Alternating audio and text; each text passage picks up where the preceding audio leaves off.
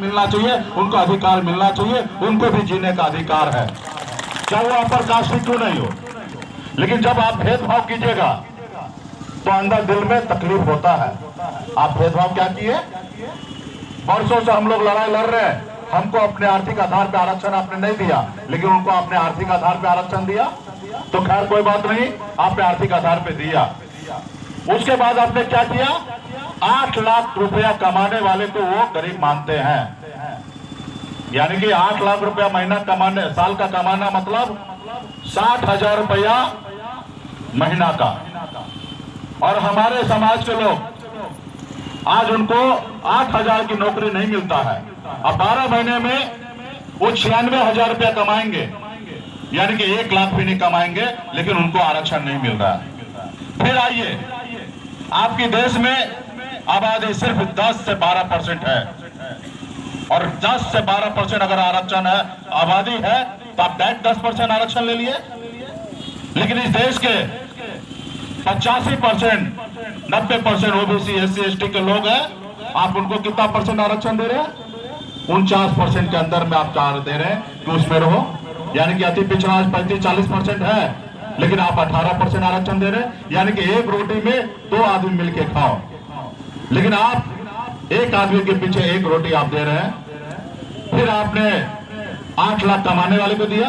अगर आर्थिक आधार ही सही है तो मैं कहता हूं कि देश में जातिगत जनगणना कीजिए, जिस जाति का जितना संख्या है उस अनुकूल आर्थिक आधार पर आरक्षण लागू कीजिए।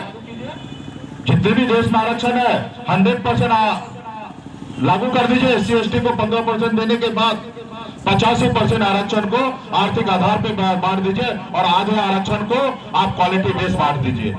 देश भी हमारा आगे बढ़ेगा और गरीब मजदूर पिछड़ा समाज भी आगे बढ़ेगा। लेकिन आपका एजेंडा नहीं है, आपको गरीब बना के रखने का एजेंडा है।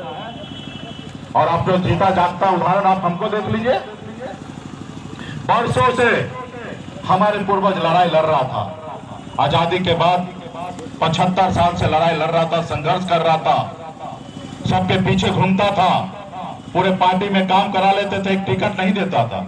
लेकिन आप और हम संघर्ष किए, लड़ाई लड़े, 4 साल तक रोड पे घूमते रहे। फिर हमें लगा कि ये नेता कुछ करने वाले नहीं है।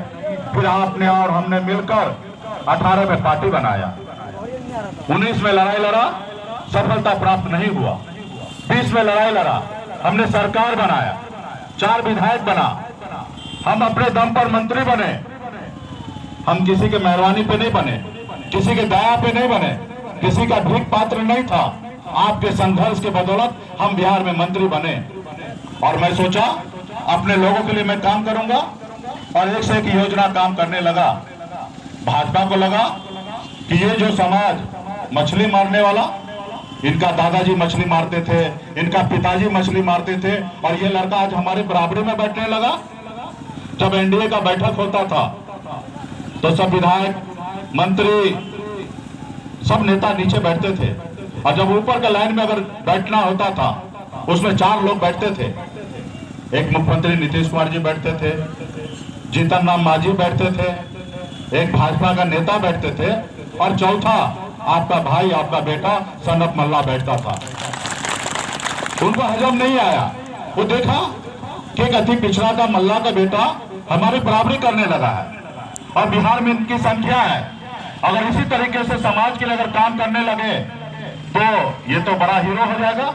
कल का हो सकता है ये मुख्यमंत्री बन जाएंगे, क्योंकि एक गलती तो अटल जी किए थे कि नीतीश कुमार जी को साथ लेकर उनको बिहार का मुख्यमंत्री बना दिए, और पिछले 17-18 साल से उनको मुख्यमंत्री बना कर रखे हैं। और भाजपा को बस नहीं चलता, कभी मुख्यमंत्री के आगे जाने का उसका हिम्मत ही नहीं पड़ पाता है।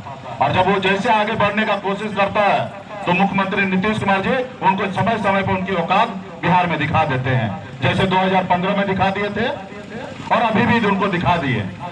तो उन्होंने देखा कि एक अति पिछड़ा मल्ला के बेटा अगर यूं ही अगर अपने समाज के लिए काम करने लगेंगे तो आने वाले समय में ये हमारे से कंट्रोल होगा नहीं। तो परेशान करने लगा, कहने लगा कि पार्टी विलय कीजिए, आपके आने वाले समय मुख्यमंत्री बनाएंगे, आप हमारा गुलाम बन जाइए। हमने कहा भाई ये पार्टी मेरा नहीं है, ये पूरे बिहार के निषाद समाज 14% हर गांव घर से खून पसीना बहाकर ये पार्टी बनाए हैं और इस पार्टी का उद्देश्य है निषाद समाज को आरक्षण दिलाना। और आपने 4-4 बार हमसे वादा किया है कि हम आरक्षण करेंगे, लेकिन समय आने पे आप भूल जाते हैं। ठीक है, आप आरक्षण लागू कर दीजिए और हम पार्टी विलय भी कर देते और आप कहिए तो हम बिहार से निकल के फिर